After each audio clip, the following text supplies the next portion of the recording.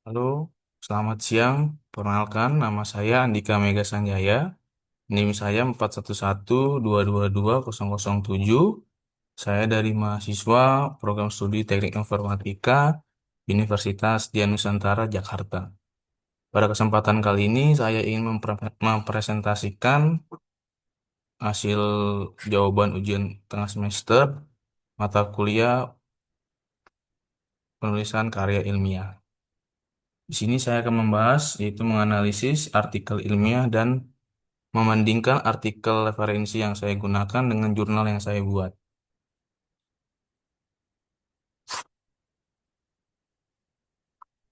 Di sini jurnal referensi saya mengambil judul Sistem Pendukung Keputusan dalam Pemilihan Siswa-siswi Berprestasi Menerapkan Metode SAW. Penulisnya yaitu Intan Mutisari dan Lira Arum Kusumaning Tias. Nama jurnalnya yaitu Journal of Computing and Informatics Research. Akreditasinya yaitu Sinta 5 dan tahun publikasinya tahun 2025. Di sini saya akan membahas mengenai komponen abstrak dari artikel tersebut. Di bagian latar belakang, yaitu penentuan siswa berprestasi masih manual dan kurang efektif. Di bagian latar belakang tersebut, perkembangan teknologi yang pesat menjadikan pengembangan sumber daya manusia sebagai prioritas utama, dan para pelajar memiliki peran penting dalam kegiatan belajar mengajar. Salah satu motivasi siswa-siswi untuk berkembang adalah pemberian penghargaan sebagai murid berprestasi. Di SMK swasta Mustafa, penentuan siswa berprestasi masih dilakukan secara manual, yang dinilai kurang efektif dan efisien. Yang kedua yaitu bagian tujuan. Di bagian tujuan ini membuat sistem pendukung keputusan menggunakan metode SAW. Merancang sebuah model atau sistem penentuan siswa-siswi berprestasi di SMK swasta Mustafa yang lebih efisien dan efektif menggunakan sistem pendukung keputusan, yaitu SPK dengan metode Simple Additive Weighting atau SAW. Lanjut, itu ke bagian metodologi, yaitu menggunakan metode Simple Additive Weighting atau SAW. Di dalam perancangan sebuah sistem ini menggunakan metode SAW melalui pendekatan sistem pendukung keputusan. Lalu di bagian hasil, sistem mampu melakukan perankingan siswa berprestasi. Dan di bagian kesimpulannya, sistem lebih objektif, efektif, dan efisien. Di bagian kesimpulan ini, sistem pendukung keputusan dengan metode SAW mampu menghasilkan rekomendasi siswa berprestasi yang layak menerima beasiswa secara lebih objektif, efektif, dan efisien. Di bagian pendapat abstrak menurut saya pribadi, abstrak artikel ini sudah mencakup keseluruhan inti dari artikel, karena telah memuat latar belakang masalah, tujuan penelitian, metode yang digunakan, serta hasil yang diperoleh. Namun, abstrak ini belum secara eksplisit menyebutkan jumlah data atau sampel yang digunakan, yaitu 30 siswa. Sehingga pembaca tidak langsung mendapat gambaran skala penelitian dari abstrak saja. Di bagian komponen latar belakang, di sini saya akan membahas mengenai masalah. Masalahnya, seleksi beasiswa masih dilakukan secara manual. Proses seleksi masih kurang efektif dan bersifat subjektif. Masalah yang diangkat di dalam artikel ini yaitu tingginya biaya pendidikan menyebabkan banyak siswa putus sekolah. Untuk mendorong semangat belajar, pemerintah dan yayasan swasta memberikan beasiswa bagi siswa yang berprestasi. Namun, proses seleksi penerima beasiswa di SMK Mustafa ini masih dilakukan secara manual, sehingga kurang efektif, efisien, dan sering terjadinya subjektivitas dalam pengambilan keputusan. Di dalam latar belakang, urgensi dari artikel ini yaitu dibutuhkan sistem yang mampu membantu proses seleksi penerima beasiswa secara lebih objektif, tepat sasaran, dan sesuai dengan prinsip 3T, yaitu tepat sasaran, tepat jumlah, dan tepat waktu. Di bagian tinjauan pustaka, metode SAW digunakan untuk pengambilan keputusan prioritas. Pasien, sales terbaik, karyawan terbaik, dan siswa berprestasi. Di bagian tinjauan pustaka ini, peneliti menyebutkan beberapa penelitian sejenis. yang menggunakan metode SAW dalam berbagai konteks mengambil keputusan, antara lain yaitu menentukan prioritas pasien, sales terbaik, karyawan terbaik, dan siswa terbaik.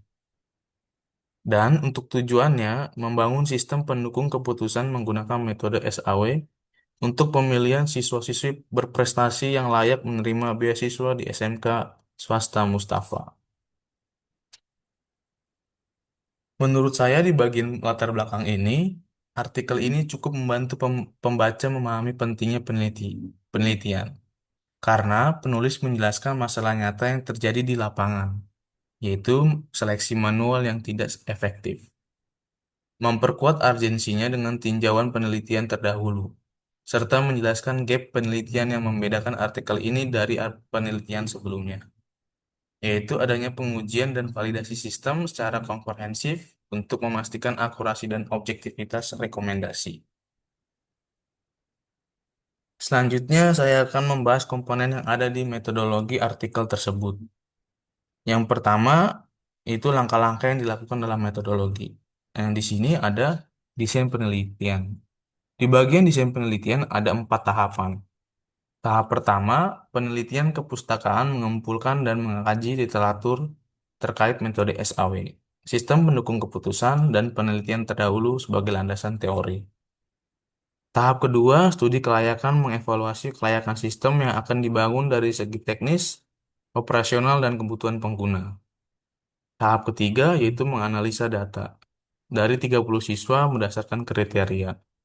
Ada absensi, nilai rapot, prestasi akademik, non-akademik, organisasi, dan tanggung jawab atau tanggungan orang tua.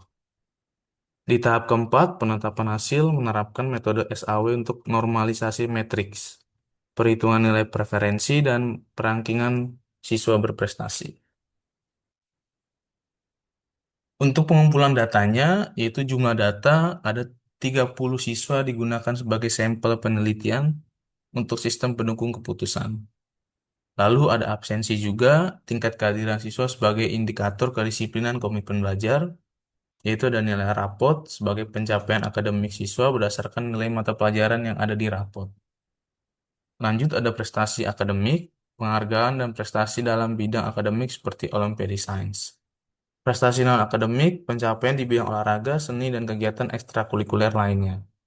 Organisasi keterlibatan aktif dalam organisasi sekolah seperti OSIS dan kepanitiaan. Metode SAW. Di dalam metode SAW ini, yaitu untuk menentukan kriteria, bobot, membuat matriks keputusan, normalisasi, hitung preferensi, dan rankingan.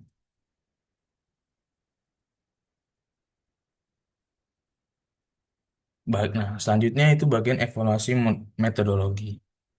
Menurut saya, metodologi yang digunakan sudah cukup jelas dan sesuai dengan tujuan penelitian. Penggunaan metode SAW tepat karena mampu melakukan perankingan secara cepat dengan mempertimbangkan bobot setiap kriterianya. Penggunaan metode ROC untuk pembobotan juga memperkuat objektivitas sistem. Namun, metode artikel ini tidak menjelaskan proses pengujian atau validasi sistem secara rinci. Padahal pada bagian GAP, penelitian disebutkan bahwa penelitian ini melibatkan pengujian dan validasi sistem secara komprehensif. Untuk bagian publikasi dan citasi, informasi lengkap mengenai jurnal referensi ini yang digunakan dalam analisis ini beserta gaya citasi yang diterapkan untuk penulis akademik. Yaitu nama jurnalnya adalah Journal of Computing and Informatics Research, yaitu jurnal ilmiah bidang informatika dan komputasi. Untuk akreditasinya yaitu sudah Sinta 5 dan sudah terakreditasi nasional dan tahun publikasinya tahun 2025. Untuk style citasinya menggunakan IEEE atau Institute of Electrical and Electronics Engineers Citation Format. Untuk biaya publikasinya memang terdapat menu author fees yang tersedia di website jurnal tersebut. Dari informasi yang tersedia secara terbuka di halaman artikel, tidak tercantum secara eksplisit nominal biaya publikasi. Namun, jurnal ini mencantumkan menu author fee yang menunjukkan adanya biaya publikasi. Untuk skor plagiasi, berdasarkan informasi pada halaman jurnal, terdapat kebijakan screening for plagiarism.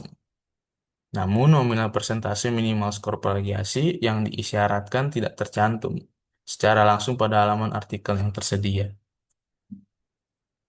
Untuk selanjutnya, saya akan membandingkan jurnal referensi yang saya gunakan dan jurnal artikel yang saya buat. Di bagian struktur di sini, jurnal referensi terdapat struktur artikel lengkap dan sistematis. Hasil dan pembahasan tersedia dengan jelas, referensi lengkap dengan format IEEE, komponen abstrak memadai, dan metodologi terdokumentasi dengan baik. Sedangkan di artikel saya, itu struktur sudah sesuai standar jurnal, tetapi hasil pembahasan belum diisi lengkap karena memang tidak diwajibkan untuk diisi sementara waktu ini. Referensi masih kurang lengkap, sama seperti tadi, perlu penambahan data hasil dan dokumentasi perlu diperkuat lagi. Untuk perbandingan dari isinya, jurnal referensinya, seleksi siswa berprestasi masih dilakukan secara manual, menggunakan metode Simple Additive Weighting atau SAW, menampilkan hasil perankingan siswa secara sistematis, fokus pada sistem pendukung keputusan. Sedangkan untuk jurnal artikel saya ini, itu sistem Eraport berbasis web, menggunakan metode SAW untuk perankingan, menggunakan model pengembangan waterfall, dilengkapi dengan black box testing untuk validasi sistem. Perbandingan metodologi, jurnal referensi pendekatan sederhana dan langsung. Tidak menggunakan model pengembangan sistem formal dan fokus pada implementasi metode SAW. Dokumentasi terbatas pada langkah-langkah SAW. Sedangkan di artikel saya yaitu menggunakan metode waterfall, dokumentasi lebih lengkap, ada SRS, Software Equipment Specification, dan UML, IRD, dan pendekatan pengembangan secara terstruktur. Untuk kualitas referensinya, analisis perbandingan kualitas dan kelengkapan referensi antara jurnal referensi dengan artikel saya. Untuk jurnal referensi itu ada 28, sedangkan di artikel saya itu ada 15.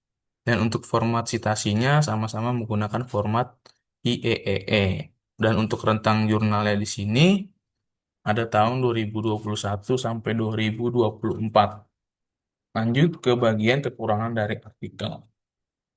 Kekurangan dari artikel saya ini hasil pembahasan masih kosong karena memang belum diwajibkan untuk mengisi bagian hasil pembahasan. Dan gap penelitian belum dijelaskan dengan jelas. Jumlah referensi masih sedikit dan juga kurang lengkap. Saran dan perbaikan untuk artikel saya yaitu menambahkan perhitungan SAW secara detail, serta menampilkan sistem dan screenshot, dan perbanyak referensi dari jurnal Sinta terakreditasi. Sekian penjelasan yang bisa saya jelaskan terkait jurnal referensi dan perbandingan jurnal referensi yang saya gunakan dengan jurnal yang saya buat. Terima kasih atas perhatian dan waktunya.